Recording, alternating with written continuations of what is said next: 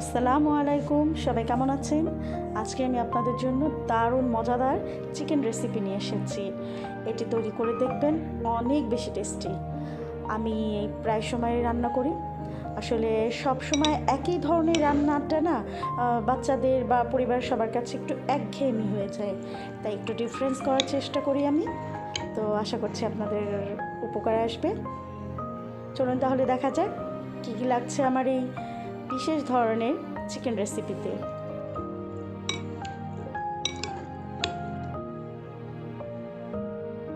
আমি এখানে মুরগির মাংস পরিষ্কার করে ধুয়ে পানি ঝরিয়ে নিয়েছি। এখন আমি কড়াইয়ে তেল দিয়ে দিচ্ছি এবং তেলের সাথে আমি ঘি দিব। ঘিয়ের স্মেলটা খুবই সুন্দর আসবে আমাদের রান্নার। চিকেনের টেস্টটাই একদম বাড়িয়ে দিবে এই ঘিয়ের জন্য। এখন আমি তেজপাতা দিয়ে দেব, গোটা গরম মশলা ছেড়ে দেব।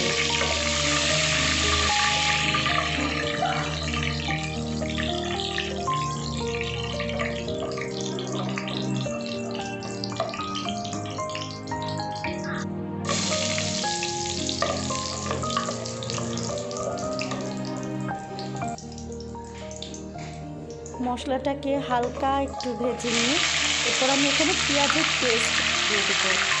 আমি বেশিরভাগ রান্নায় আপনারা হয়তো খেয়াল করে থাকবেন, আমি পেঁয়াজের পেস্ট দিতেই পছন্দ করি। এতে গ্রেভিটা খুবই সুন্দর আসে এবং ভালো লাগে আমার কাছে। আমি সবসময় চেষ্টা করি পেঁয়াজের পেস্ট দিতে, এটাই ভালো লাগে।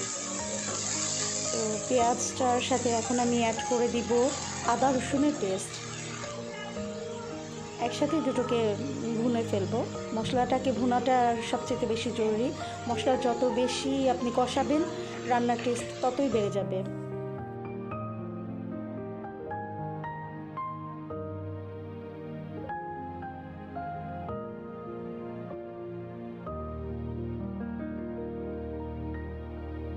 এরপর আমি এখানে দিয়ে দিচ্ছি বাদাম বাটা। আমি এখানে কাজু বাদাম, পেস্তা বাদামের একটা পেস্ট করে রেখেছি, সেটি দিয়ে দিচ্ছি।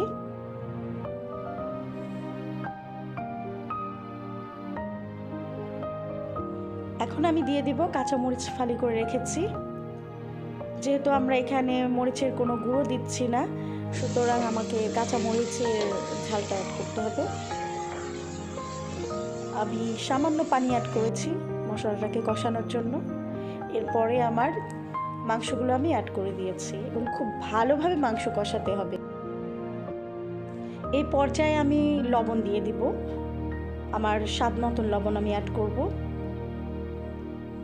এবং খুব ভালোভাবে মাংসের সাথে মিশিয়ে মাংসটাকে অনেকক্ষণ কষাবো।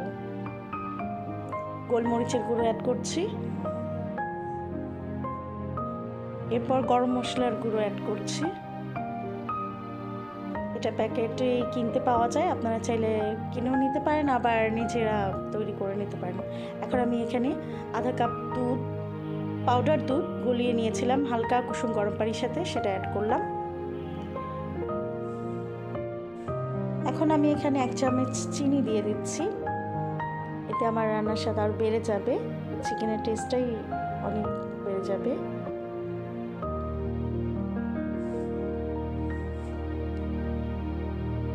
আমার খুব বেশি পানি লাগেনি, এখানে সামান্য একটু পানি লেগেছে, আর এই পানিতেই সমস্ত রান্না হয়ে যাবে। এখন আমি কিশমিশ অ্যাড করে দিয়েছি এখানে এবং ভালোভাবে কষাবো। আমি 1 চামচ লেবুর রস এখানে অ্যাড করে দিচ্ছি। ঠিক 10 মিনিট এভাবে নেড়েচেড়ে রান্না করার পর তো আমি রেখে দিয়ে আমি আমার রান্নাটা শেষ করেছি। দেখুন অনেক সুন্দর আমার রান্নাটা কমপ্লিট হয়ে গেছে। এখানে খুব বেশি পানিও লাগেনি, আর কষানোর মধ্যেই আমার মাংসটা খুব সুন্দর হয়ে গেছে। এবার এটি আপনি রুটি, লুচি, পরোটা, নান, পোলাও, এমনকি সাদা ভাতের সাথেও খেতে পারেন।